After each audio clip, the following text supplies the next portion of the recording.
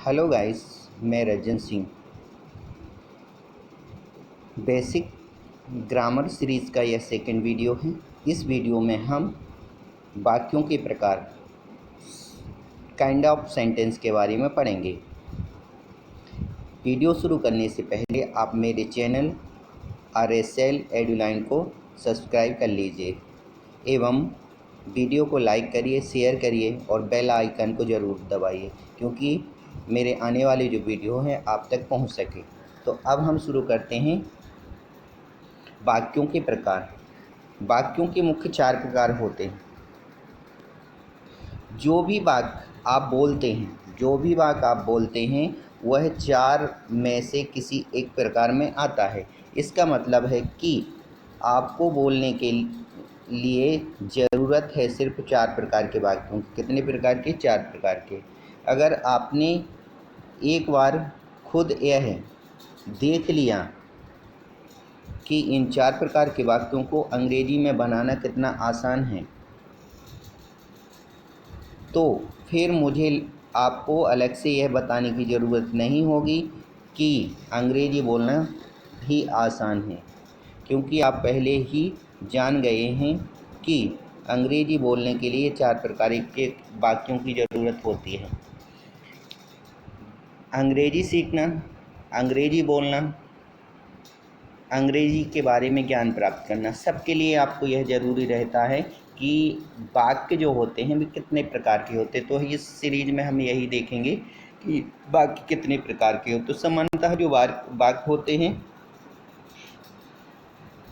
कथनवाचक मतलब adjective sentence, second प्रश्नवाचक interrogative sentence, फिर आपका आज्ञावाचक इम्परेटिव सेंटेंस और फिर विषमादिबोधक एक्सक्लेमेटरी सेंटेंस। इसके अलावा सकारात्मक वाक्य अफर्मेटिव सेंटेंस और नेगेटिव सेंटेंस के एक प्रकार अब आपने सुने होंगे। मतलब जो आपने एडजेक्टिव है, इंट्रोगेटिव है, इम्परेटिव है और एक्सक्लेमेटरी है, इसमें आपके अफर्मेटिव और नेगेटिव भी सुने होंगे इनके अलावा।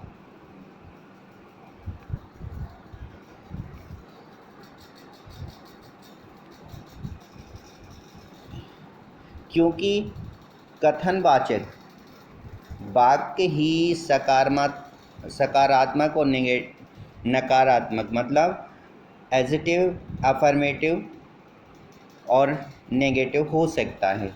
प्रश्नवाचक जो वाक्य होता है वह भी सकारात्मक और नकारात्मक हो सकता है।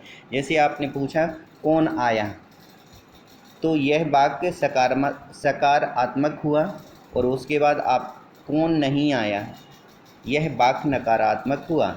अतः दोनों वाक्य प्रश्नवाचक ही हैं। तो इससे क्या प्रूफ होता है कि इसी प्रकार के आज्ञावाचक और वाक्य भी सकारात्मक और नकारात्मक भी हो सकते हैं। अतः वाक्यों के प्रकार 4।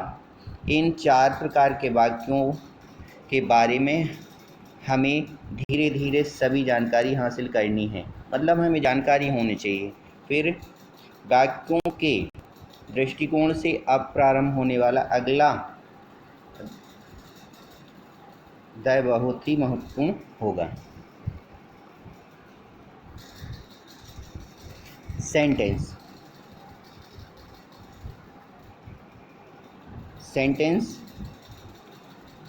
when we speak or write we use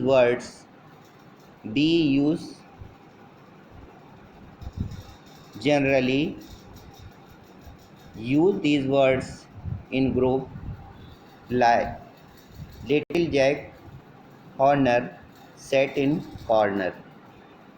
फिर a group of the words like this which makes complete sense is called sentence. A group of words like this which makes complete sense is called sentence.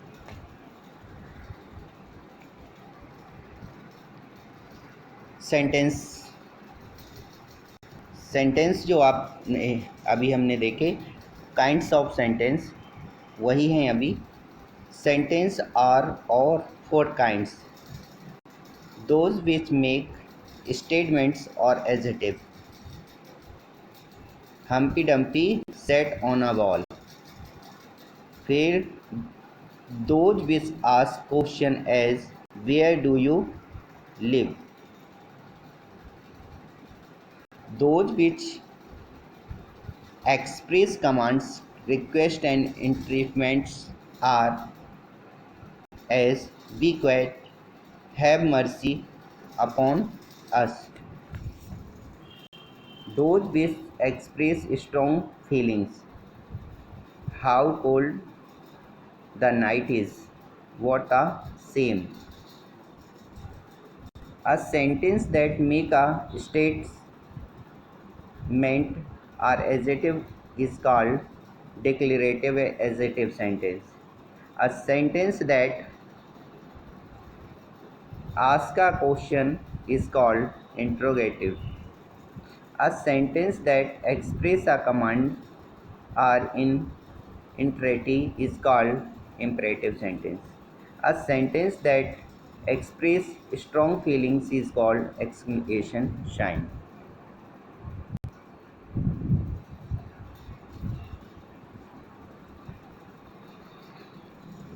इसी में हम देखते हैं subject sentence जो होते हैं उसमें सब्जेक्ट और प्रेडिकेट होता है।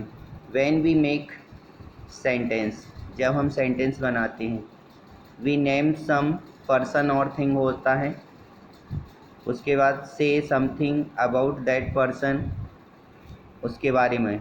इन other words we must have a subject to speak about and we must say or predicate something about that subject। मतलब सब्जेक्ट के बारे में जो कुछ कहा जाता है तो वो आपका प्रेडिकेट होगा। Hence every sentence has two parts. जो सब सेंटेंस होते हैं उनके प्रत्येक में टू पार्ट्स होते हैं। आप part which name is person or thing are speaking about, this is called subject।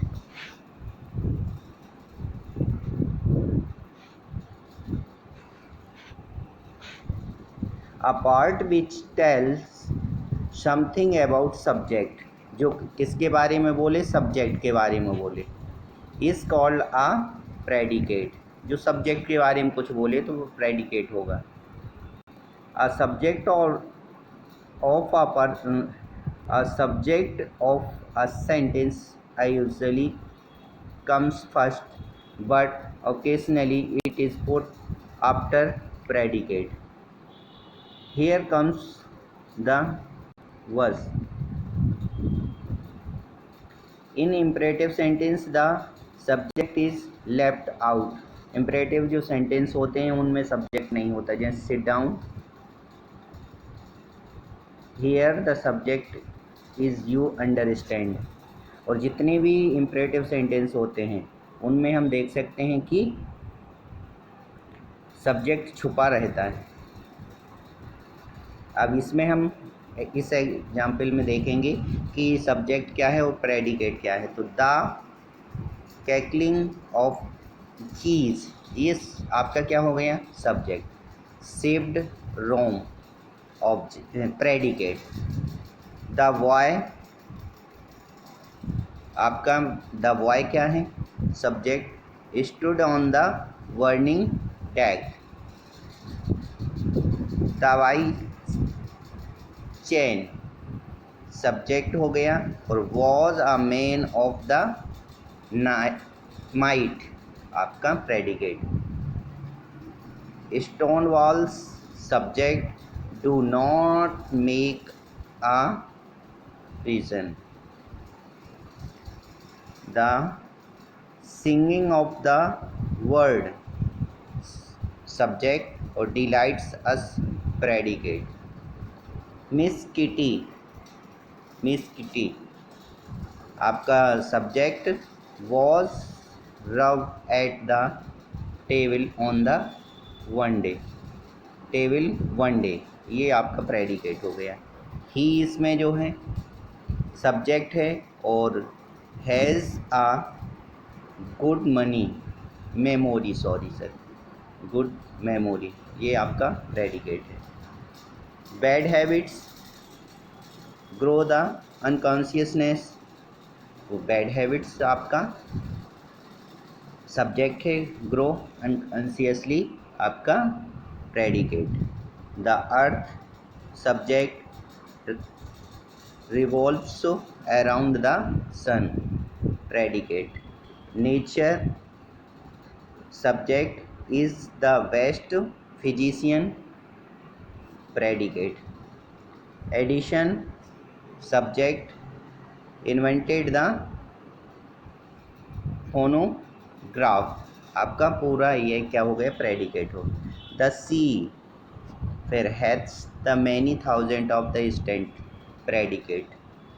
B subject cannot be pumped the ocean dry, predicate. borrowed garments पूरा एक साथ, फिर never fit आपका प्रेडिकेट। ओके फ्रेंड, मुझे आशा है कि इस वीडियो में आपको सब्जेक्ट और प्रेडिकेट के बारे में समझ में आया होगा और टाइप्स ऑफ द सेंटेंस समझ में आ गई। यह छोटा सा लेसन था जिसके बारे में हमने आपको समझाया।